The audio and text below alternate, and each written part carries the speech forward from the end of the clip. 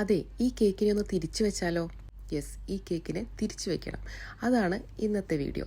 അതായത് top forward cake, അങ്ങനെയാണ് ഇതിനെ പറയുന്നത്.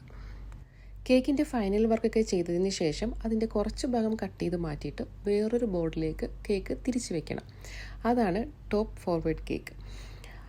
അതിനുശേഷം അവിടെ കുറച്ച് ക്രീമൊക്കെ വെച്ചിട്ട് ഒന്ന് ഫിനിഷ് ചെയ്തെടുക്കണം.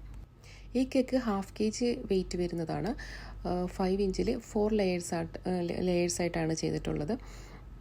എനിക്കെപ്പോഴും ഓർഡർ തരുന്ന എൻ്റെ സ്ഥിരം കസ്റ്റമർ തന്നെയാണ് ഈ കേക്കിനും ഓർഡർ തന്നിട്ടുണ്ടായിരുന്നത്.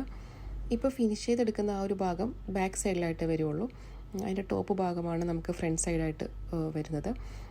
അപ്പം അതിൻ്റെ വർക്കൊക്കെ ചെയ്തതിന് ശേഷം അതൊന്ന് ഫിനിഷ് ചെയ്തെടുത്തതിന് ശേഷമാണ് ഫ്രണ്ടിൽ കുറച്ച് ഫ്ലവേഴ്സും എല്ലാം വെച്ച് കൊടുക്കണം.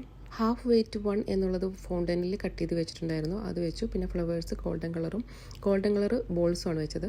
അപ്പം തന്നെ അതെനിക്ക് മനസ്സിലായി പരമ ബോറാണെന്നും. പിന്നെ അതെല്ലാം എടുത്ത് മാറ്റി. എന്നിട്ട് ഒരു ഓഫ് വൈറ്റ് ഫ്ലവറും ബോൾസും എല്ലാം വെച്ചു.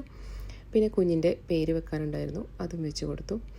അപ്പോഴാണ് നോക്കിയപ്പോഴത്തേക്കും ബാക്ക് സൈഡിൽ എന്തോ ഒരു ഫിനിഷിങ് കുറവില്ലേ. അപ്പോൾ പിന്നെയും അവിടെ ഇട്ട് പണിയാൻ തുടങ്ങി. അത് ഒന്ന് സെറ്റാക്കി എടുക്കാൻ കുറച്ച് ബുദ്ധിമുട്ടായിരിക്കും. പിന്നെ കുറേ പ്രാവശ്യം ചെയ്ത് കഴിഞ്ഞപ്പം ഇനി ചെയ്ത് കുളമാക്കണ്ട എന്ന് വിചാരിച്ചിട്ട് പിന്നെ അതങ്ങ് അവിടെ സ്റ്റോപ്പ് ചെയ്തു. കുറച്ച് ഭാഗം കട്ട് ചെയ്ത് മാറ്റിയപ്പം അതിൻ്റെ വെയിറ്റ് കുറഞ്ഞിട്ടുണ്ടാവുമെന്ന് നിങ്ങൾക്ക് തോന്നുന്നില്ലേ? അതിൽ കുറവൊന്നുമില്ല.